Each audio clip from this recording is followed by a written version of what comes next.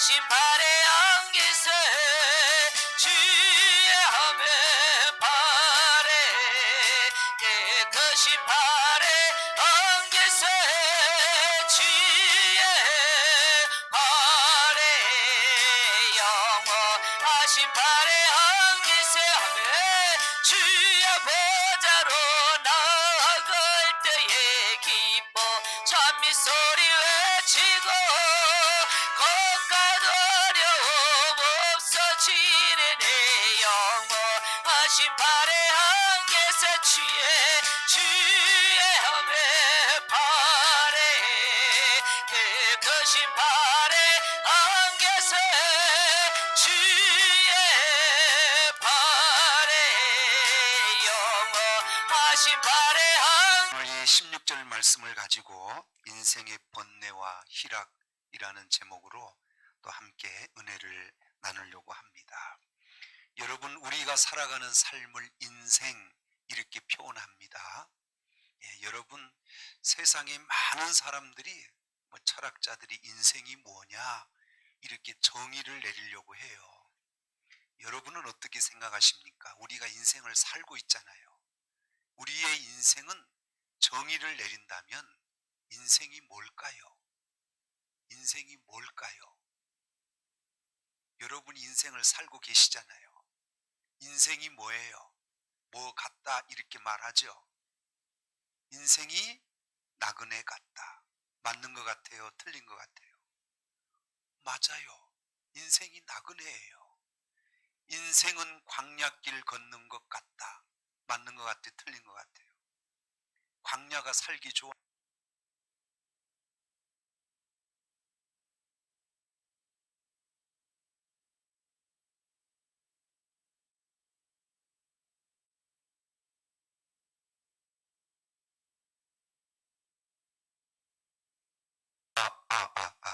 예. 앰프가 한 10년이 넘었는데요. 자꾸 말썽을 부리네요. 예배 시간 끝날 때까지 말썽을 안 부리고 잘 예배를 드렸으면 좋겠네요. 속으로 기도해 주시고, 자, 다시 이어갈게요. 인생이 광야와 같다 이렇게 표현하시는데, 이 광야, 사람이 살기 좋아요, 힘들어요? 그래서 인생이 광야예요. 이 광야에서 행복할 수 있는 길을 찾으려고 수없이 많은 사람들이 그 행복을 찾아갑니다. 우리 성도님들과 함께 언제 기회가 되면 광야를 한번 가보고 싶어요. 언제 그걸 갈 수 있냐면 성지순례 가보면 됩니다.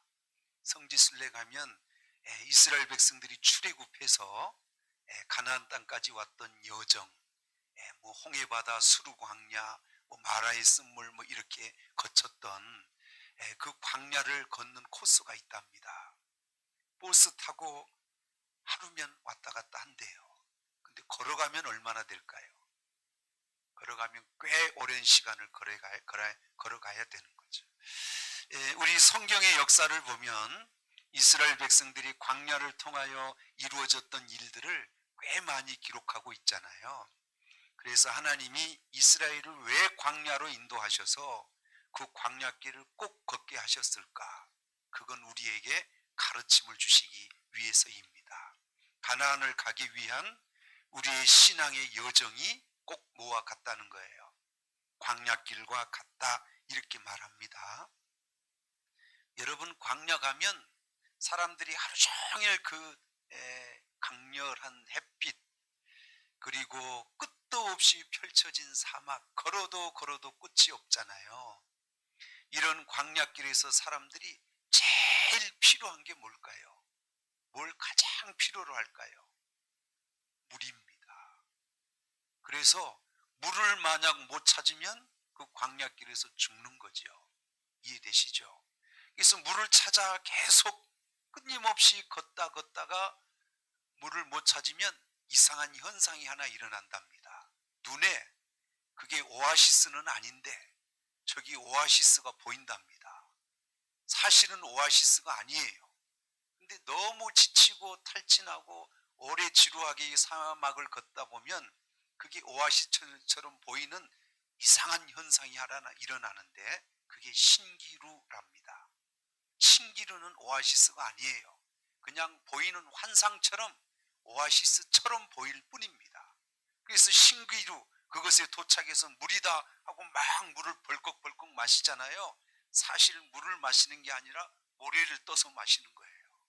결국 그렇게 신기루를 찾아 타고 벌컥벌컥 마시면 어떻게 될까요? 죽습니다. 그래서 사막에서 많이 죽어요. 제가 왜 서두에 이런 말씀을 길게 드리냐면, 제가 이렇게 성경을 알고 하나님을 만나보니까 저도 인생을 살잖아요. 인생을 살아가는 거의 모든 사람들은 속습니다. 세상이 뭔데요? 광야인데. 인생이 뭐예요? 광야인데 계속 찾아가요. 행복을 위해 찾아갑니다. 성공을 위해 찾아갑니다. 결국 찾을까요? 그게 신기루일까요? 그게 신기루라요. 그게 행복인 것처럼, 그게 우리의 즐거움, 기쁨이요, 우리의 성공인 것처럼 여기지만 결국은 그게 딱 신기루처럼 찾았다 여겨지지만 그건 사실 허상이요, 환상이에요.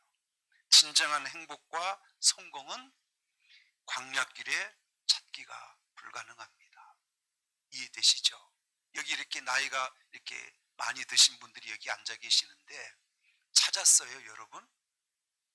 진정한 행복과 진정한 기쁨과 성공을 찾으셨나요?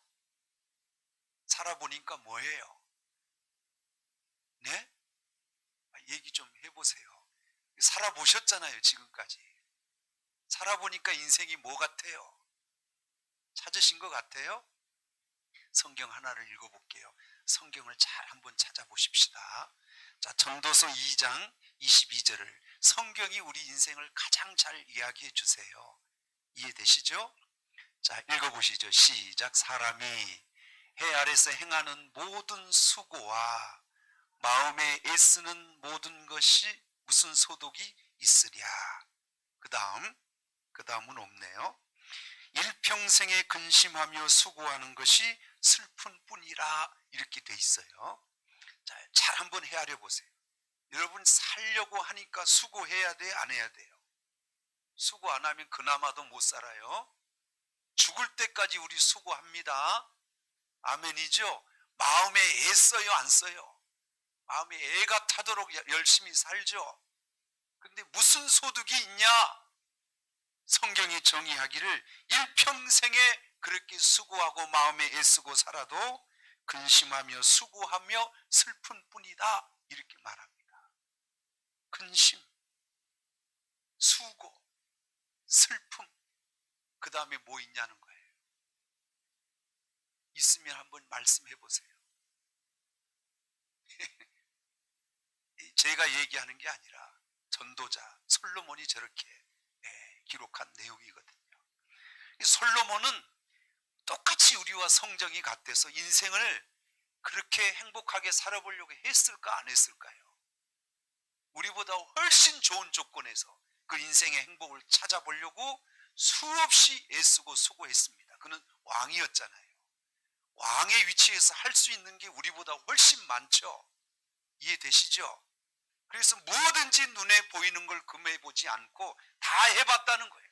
술 마시고 막 연락을 즐기고 노래하고 시도 써보고 과수원도 경영해보고. 여러분, 전도서 읽어보시면 솔로몬이 안 해본 거 없이 다 해봤어요. 우리는 그런 것도 못 해보잖아요. 그런 돈과 권세가 없으니까. 그렇게 쭉 평생을 하고 그런 수고 속에 살았는데 결론적으로 솔로몬이 고백한 내용은 뭐예요? 근심과 수고와 슬픈 뿐이다. 그럼 솔로몬도 평생 몸만 찾아다니다 끝난 거예요. 신기루만 찾아다니다 끝난 거예요. 이게 속는 인생, 이렇게 표현할 수 있는 거예요. 여러분도 죽음 앞에 서시면 내가 뭐하러 이렇게 열심히 살았나 후회가 되지, 잘 살았다, 이렇게 만족이 되진 않을 겁니다. 인생이 허무한 거예요. 평생을 수고하고 산 거거든요. 여기까지 이해되시면 아멘. 그러면 여러분 이제 찾아야 돼요. 그렇게 살려고 인생을 사는 걸까? 하나님이 나를 그렇게 살라고 이 세상에 나를 보내신 걸까? 그건 아닐 거예요. 하나님이 우리에게 원하시는 건 소가 근심과 슬픔과 수고 속에 평생 살다가 끝나라 이렇게 하려고 우리를 보내신 건 아닐 거예요. 이해되시죠? 단지 우리가 못 찾아서 그렇게 사는 거예요. 하나님이 우리에게 주신 뜻은 행복과 기쁨이에요. 아멘. 근데 이걸 못 찾은 거예요. 그래서 엉뚱한 신기루만 찾다가 결국은 실패하고 마는 게 그게 인생이거든요. 자, 물어보십시다. 세상에 우리가 행복하게 살 수 없는 가장 결정적인 요소, 요건이 하나 있다면 그게 뭘까요? 무엇 때문에 우리 행복을 못 누리는 것 같아요?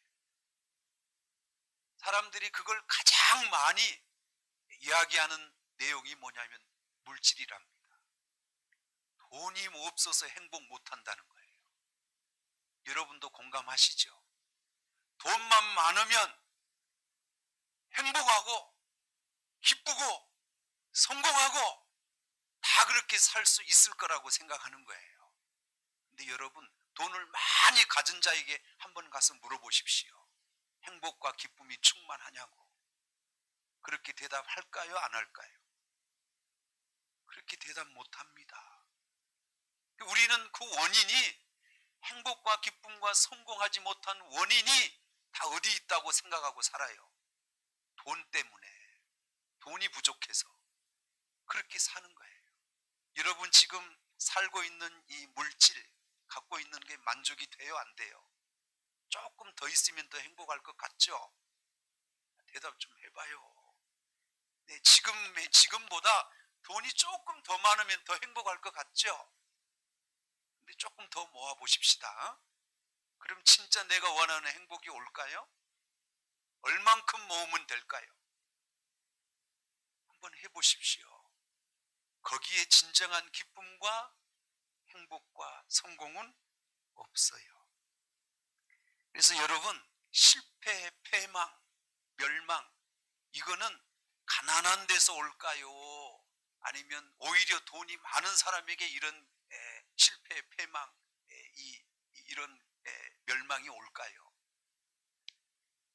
네, 가난한 자에게 이런 건 잘 안 와요. 거의 다 실패했다, 그 사람 폐가 망신, 가문이 멸망당했다, 이런 건 다 많이 갖고 있는 사람들이 무너졌을 때 이렇게 표현하는 거예요.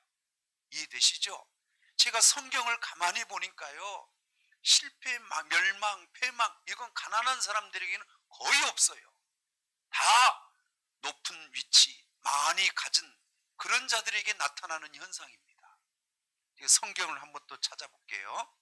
디모데전서 6장 9절을 한번 읽어보시죠. 시작. 우리가 부하려 하는 자들은 시험과 올무와 여러 가지 어리석고 지혜로운 욕심에 떨어지나니 곧 뭐래요? 파멸과 멸망에 빠지게 하는 것이라 그랬어요. 제 얘기가 아니라 하나님이 진단하신 겁니다. 가난한 자에게는 저런 파멸, 멸망 이런 거 없어요. 이해되시면 아멘. 어떻게 하려고 하는 자에게 저런 게 나타나는 거예요. 너무 많이 부하게 되려고 하는 이런 사람들에게 나타나는 이 증상이 파멸, 멸망 이렇게 된다는 거죠. 이해되시죠? 자, 그 다음에 곧 파멸과 멸망에 빠지게 하는 것이라 이렇게 설명하셨는데, 옛날 성경에 보니까 침륜과 멸망에 빠지게 하는 것이다 이렇게 말했어요. 이 침륜이라고 하는 말이 파멸이란 말과 비슷한데요, 조금 다른 게 뭐냐면 추악한 행실 그리고 도덕적인 타락 이런 걸 가리켜서 침륜이다 이렇게 말해요. 그게 결국 우리 인생이 파멸되는 거예요. 자, 이렇게 가난하게 사는 사람들이 추악해지는 건 거의 없어요. 이해되시죠? 가진 사람들이 잘 못 사니까, 그래서 그 돈 때문에 추악한 모습이 보이는 거거든요. 이해되시죠? 도덕적으로 타락하는 건 가난한 사람들이 많이 타락할까요? 많이 갖고 있는 부유한 자들이 그런 도덕적 타락을 많이 할까요? 우리는 그렇게 타락하고 싶어도 없어서 못해요. 이해되시죠? 쉽게 설명해 볼게요. 여기 우리 성도님들은 그렇게 큰 부자가 없으시죠? 근데 어떤 젊은 남편이 갑자기 성공해서 돈을 엄청 모았어요. 그럼 이제 더 이상 돈을 안 모아도 평생 살 만큼 모았습니다.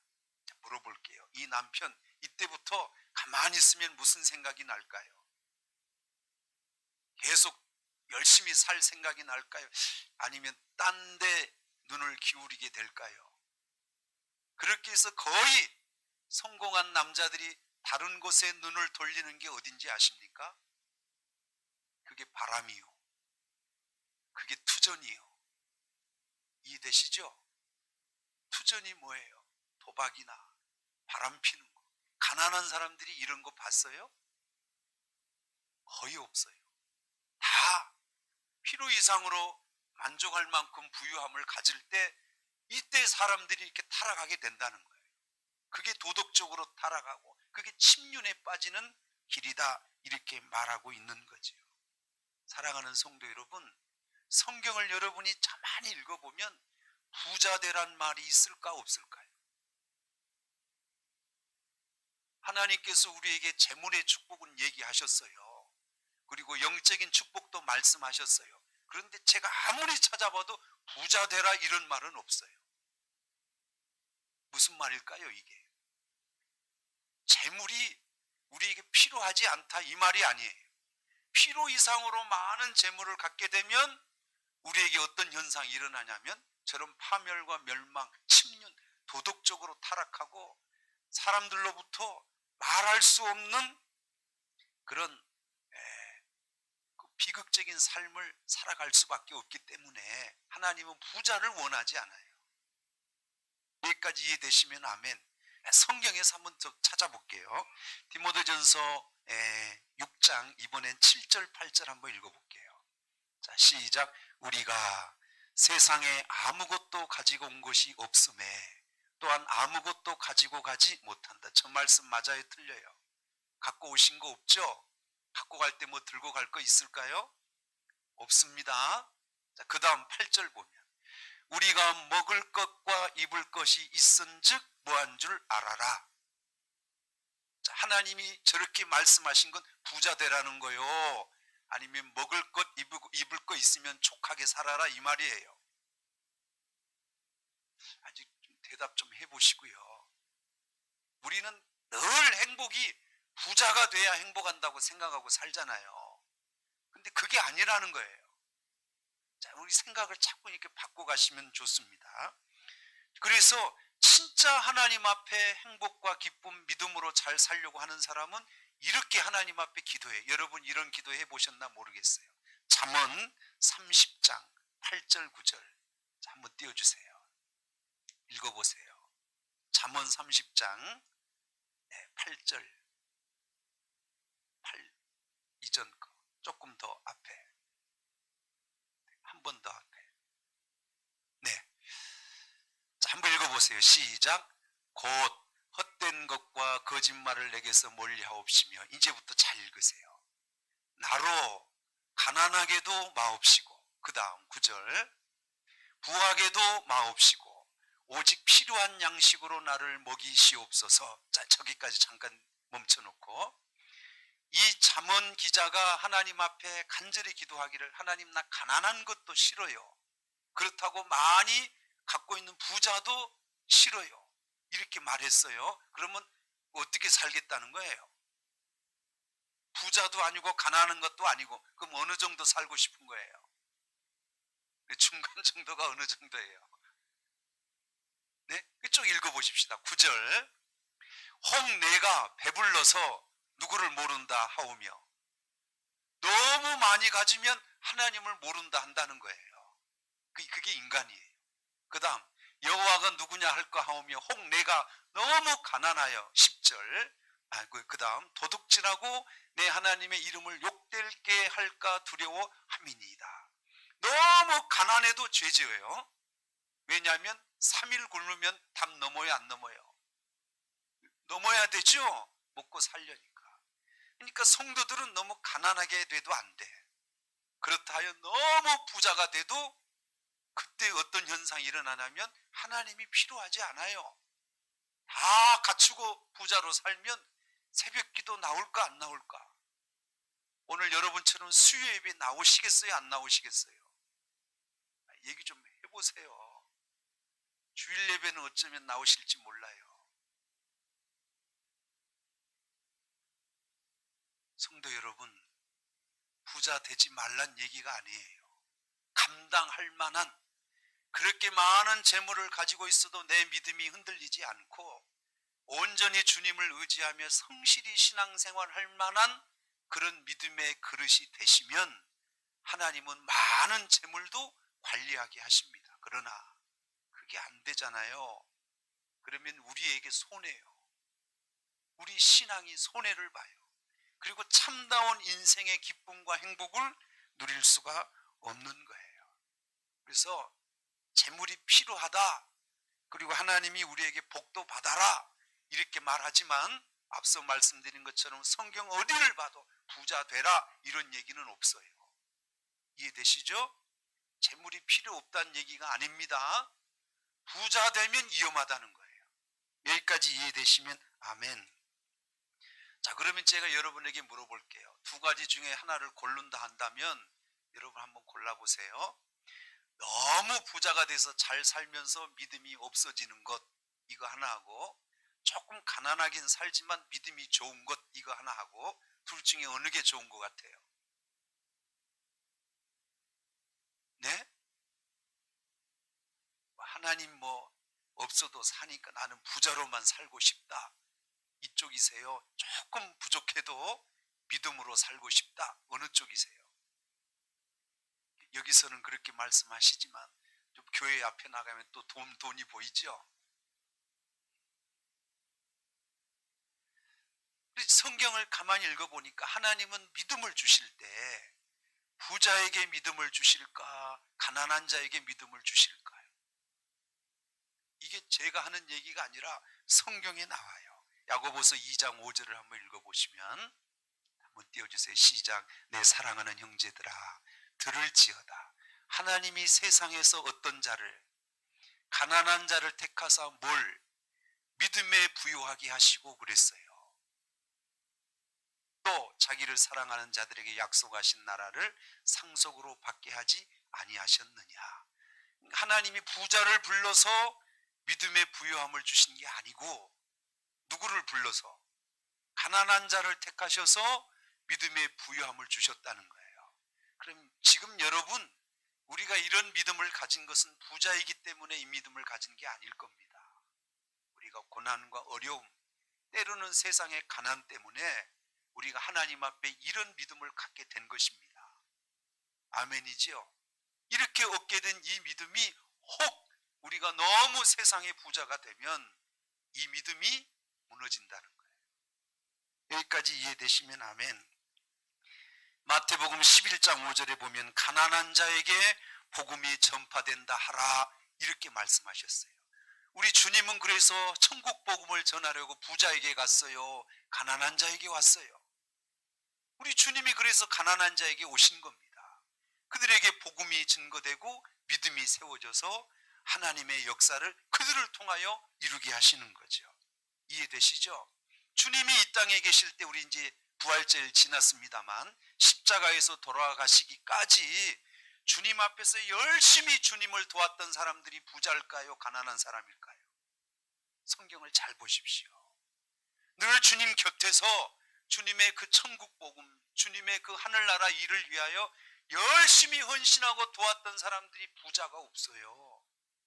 늘 가난한 자들이 주님 옆에서 헌신하고 주의 복음의 협력자가 된 것입니다. 두렙돈 헌금했던 그 과부 알죠? 그 여인이 늘 주님 옆에서 헌신했고요. 여러분, 나사로 가정 알죠? 마르다, 마리아, 나사로 세 자매가 있잖아요. 이들이 부자가 아니었어요. 그러나 열심히 주님을 도왔고, 오병이의 기적이 일어날 때 부자의 제물로 일어났어요. 어린아이 도시락으로 기적이 일어났어요. 그 어린 도시락으로 기적이 일어난 겁니다. 여러분, 현장에서 가늠하다 잡힌 막달라 마리아 있죠? 이 여인은 자기가 결혼하려고 준비했던 그 향수를 깨트려서 주님 앞에 머리털로 그 발을 씻었던 그 헌신을 하잖아요. 이 여인이 부자여서 향수를 깨트린 게 아닙니다. 그게 어쩌면 자기 전 재산이에요. 그걸 깨트려서 주님 앞에 다리에 붓고 머리털로 닦는 헌신을 했다는 거죠. 쭉 제가 설명하려면 끝도 없어. 주님 앞에 늘 헌신하고 믿음의 길을 걸었던 사람들이 다 이렇게 연약한, 어쩌면 가난한, 어려운 삶을 살았던 사람들이었다는 거예요. 그들이 믿음이 주님 앞에 쓰임받는 믿음이었어요. 할렐루야.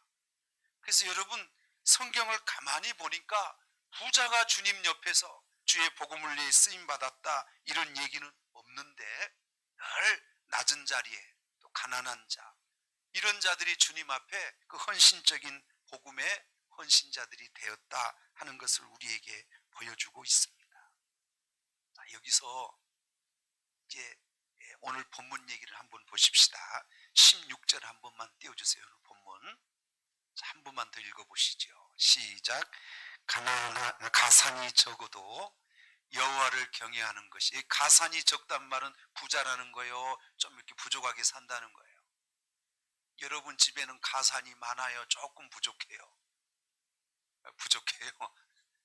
자, 가산이 적어도 여호와를 경외하는 것이 크게 부하고 뭐하는 것보다, 번뇌하는 건 가산이 적은 자가 번뇌를 많이 해요. 크게 부한 자가 번뇌가 많아요. 잘 성경을 읽고 한 대답 좀 해주세요. 고민과 걱정인 가난한 자가 많을까, 큰 부자가 고민과 걱정이 많을까요?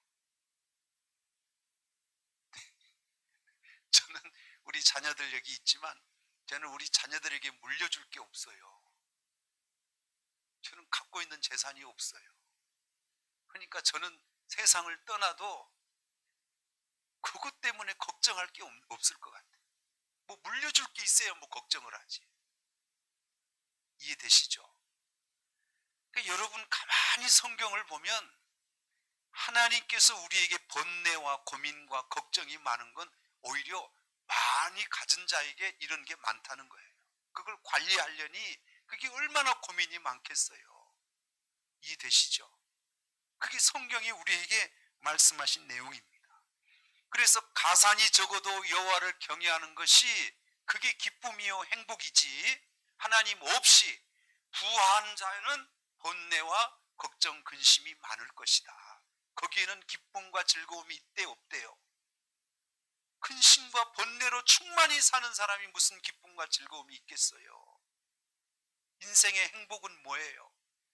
재산이 많고 적고를 떠나서 내게 주어진 내 인생 속에 즐거움과 기쁨을 가지고 행복하게 살 수 있다면 그것이 성공한 인생이라는 거예요. 이해되시면 아멘. 살아보시면서 느끼십시오. 인생이 그런 겁니다.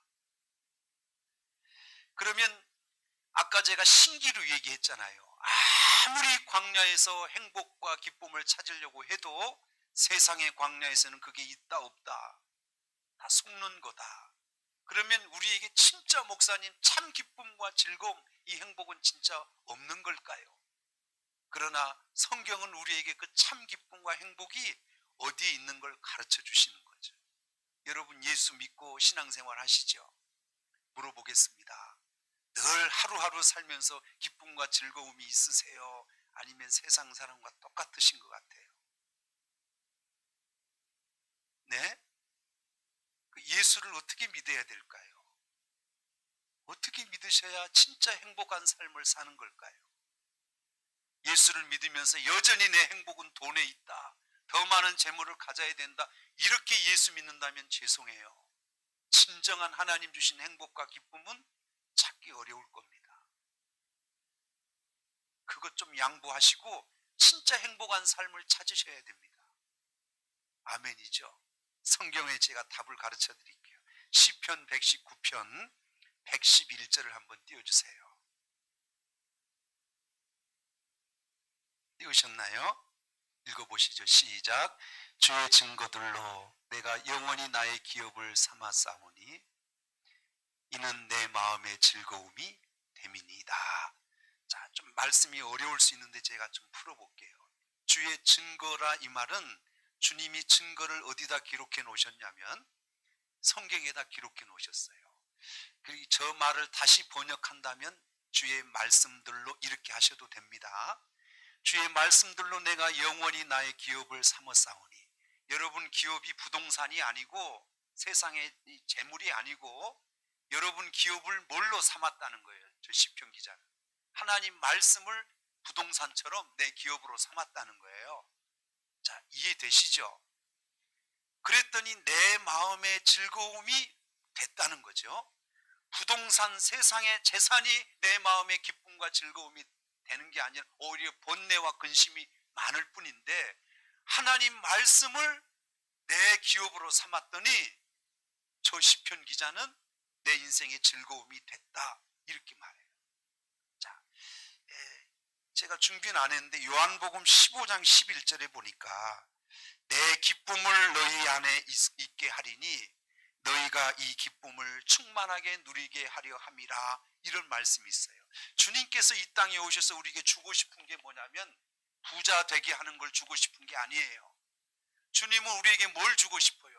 내가 갖고 있는 기쁨을 너희에게 주노니 내 기쁨이 너희 안에 충만하기를 원하노라 이렇게 말했어요. 그게 참 행복이요. 그게 인생의 성공이라는 거죠. 아무리 많은 재물을 가지고 있어도 평생 번뇌하고 근심하고 산다면 그건 신기루고 정말 하나님이 내게 주신 기쁨 이걸 누린다면 그건 참 승리요 행복인 줄 믿으시기 바랍니다. 마태복음 보면 밭이 4가지 나오죠. 빨리 얘기해 봐요. 밭 4가지. 첫째 무슨 밭 나와요? 길가밭 2번째, 돌짝밭 3번째, 가시밭 4번째가 무슨 밭이에요? 근데 여러분 4가지 이 밭 중에 열매를 맺는 밭은 딱 하나 있어요. 나머지 3개는 열매가 있어 없어? 그럼 열매 맺는 밭은 어느 밭이요? 옥토밭이에요. 여기까지 이해되시죠? 그럼 옥토밭은 왜 열매를 맺고 나머지 3개는 왜 열매를 못 맺어요? 그 결정적인 이유가 뭐예요? 가시가 기운을 막아버리죠. 그래서 가시밭 안 돼요. 돌짝밭은요, 말씀의 씨를 뿌렸는데 돌에 이 돌밭에 뿌려서 낮에 이렇게 태양이 뜨면 그 씨도 죽어버려요. 길가에 뿌렸던 씨를 뿌렸는데 막 땅속에 못 박아요. 딱딱하니까. 그랬더니 뭐가 잡아 먹어버려, 아니 주워 먹어요. 새들이 와서 먹어버렸어. 자, 그럼 여기서 씨는 뭐예요? 씨는 여기서 씨가 뭐예요?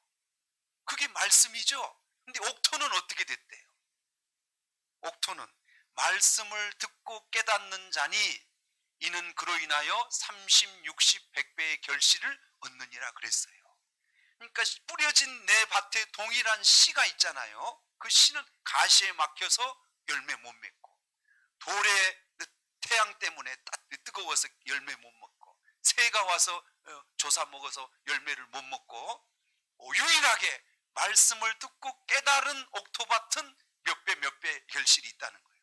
30, 60, 100배의 결실이 있다는 거죠. 그러니까 이 4가지 밭에서 결실의 직접적인 이유, 결정적인 이유는 무엇 때문이라는 거예요? 말씀을 듣고 깨달은 자에게 삶의 결실이 있다는 거죠. 제발 여러분 잘 이해하고 들으세요. 여러분 삶에 진짜 하나님이 주시는 행복과 열매와 그런 축복이 우리에게 이루어지려면 여러분 앞에 가장 먼저 하나님 말씀을 듣고 깨달아 그 말씀을 실천하면서 얻는 기쁨과 열매가 있어야 합니다. 이 예배 시간이 그래서 중요하고요. 하나님 말씀이 그래서 중요해요. 이 말씀을 깨달을 때 얼마나 기쁜지 아세요? 아멘. 여러분 우리 성도들 가끔 보면 제가 다 기도하고 말씀을 은혜롭게 전하려고 하는 이유가 오늘 저녁에도 여러분 진짜 은혜 받았구나 하면 저 밑에 내려갈 때 성도들의 말소리가 달라. 저기서 막 시끌시끌 합디다. 저 문 밖에서. 근데 그날 은혜를 못 받으면 김집사 잘가 인사도 안 하고 가버립니다. 은혜 받으면 여러분 마음속에 뭐가 생기냐면, 근데 여기 와서 여러분 듣는 건 하나님 말씀만 듣고 가는 거잖아요. 근데 그 말씀을 듣고 깨달으니까 너무 기쁜 거예요. 할렐루야. 근데 그 깨달은 것만 말고 또 여러분 집에 가서 삶을 통하여 순종하고 지키다 보면 그 즐거움은 또 나타나요. 할렐루야. 이 기쁨은 빼앗아갈 자가 있을까 없을까요? 깨닫는 자만 알고 누리는 자만 압니다. 그래서 이 기쁨은 세상에서 주는 게 아니에요. 세상의 기쁨이 돈 때문에 왔다면 돈이 사라지면 그 기쁨도 없어지잖아요. 이해되시죠? 그러나 이 기쁨은 어디서 온 거예요? 하나님께로부터 왔기 때문에 하나님이 살아계신 한 이 기쁨은 사라지지 않아요. 하여튼 잘 듣고 여러분 깨달으시기 바랍니다. 네, 시편 112편 1절을 한번 띄워주세요. 시작. 할렐루야. 여호와를 경외하며 그의 계명을 크게 즐거워하는 자가 뭐 있다. 주의 계명이 뭐예요? 그게 말씀이에요. 이 말씀을 크게 즐거워하는 자가 복이랍니다. 그게 성경이 말하는 우리에게 주신 복이에요. 자, 이제 정리를 조금 해보십시다. 자, 오늘 이 잠언 16절에 가산이 적어도 여호와를 경외하는 것이 크게 부하고 번뇌하는 것보다 낫다 이렇게 말하셨잖아요. 가난하라 이 말이 아닌 거 아시죠? 가난은 저주예요. 가난은 어느 사람에게 오냐면 게으른 사람에게 가난이 오는 겁니다. 성경은 계명에서 배우래요. 게으르지 말고 가난하게 살지 말라는 거예요. 이 말은 이해되시죠? 제가 이렇게 인생을 살아보니까 시작이 가난해도요, 하나님 말씀 듣고 성실히 살면 때가 되면 분복을 다 누리더라고요. 다 하나님이 때에 맞춰서 살게끔 하십니다. 하나님 말씀 벗어나지만 우리 성도들도 제가 개척하고 지금 22년 됐는데 성실하게 신앙생활 하신 분은 어느 정도 되니까 10년 만에 집 사고, 아멘. 또 10년 지나니까 또 우리 자녀들이 또 잘 되고 이 좋은 열매들이 열리더라고요. 우리 교회도 그런 것들이 많이 보여요. 신실하게 신앙생활 했더니 시간이 지남에 따라 하나님 주실 건 다 받더라고. 아멘. 게으르지만 않으면 돼요. 아멘. 그럼 다 받아. 하나님이 먹고 살 건 다 주셔요. 이해되시죠? 큰 부자는 아닐지라도 큰 부자는 하나님이 진짜 재물로 쓸 사람을 부자 되게 하시는 것 같아요. 그래서 여러분, 가난하다 좀 부족하다 해서 기쁨을 못 누리는 게 아니고 재물이 많다 해서 기쁨을 누리는 게 아니에요. 기쁨은 그러면 누가 누리는 거예요? 하나님의 말씀을 듣고 그분을 경외하는 자가 진정한 기쁨과 즐거움을 누린다는 거죠. 이해되시죠? 그러니까 이 기쁨을 놓치면 여러분 신앙생활 신기루처럼 하는 거예요. 제발 부탁합니다. 성령의 은혜가 와야 말씀이 깨달아지거든요. 왜냐하면 이 성경의 저자가 누구냐면 사람이 아니에요. 영감으로 기록됐잖아요. 이 영감은 누구를 얘기하는 거예요? 그게 성령이에요. 성령이 이 성경의 저자거든요. 그러니까 이걸 깨닫게 하시는 분은 성령이 내게 임하지 않으면 여러분 아무리 읽어도 깨달을 수가 없어요. 설교를 들으셔도 그날 성령의 은혜가 안 오면 이 말씀이 안 깨달아집니다. 아멘. 그 결론은 우리의 기쁨이 어디서 오냐면 하나님 말씀에서 오는 거예요. 이해되시죠? 성경 하나만 읽고 마칠게요. 하박국서 3장 17절 18절 읽어보겠습니다. 참고로 좀 설명하면 하박국이 살던 시대는 이스라엘 백성이 쫄딱 망했어요. 그리고 다 포로로 끌려가고 다 집들은 불타고 성들은 다 무너지고 이런 상황이 임했을 때 하박국이 왜 의로운 자가 이렇게 가난하고 어렵게 살아야 되느냐 하나님 앞에 막 성내에 올라가서 따졌거든요. 그랬더니 하나님이 그걸 다 가르쳐 주셨어요. 그게 앞으로 될 일들 너희들이 어떻게 되냐면 그루터기가 돼요. 나중에 크게 번성할 걸 다 가르쳐 줬어요.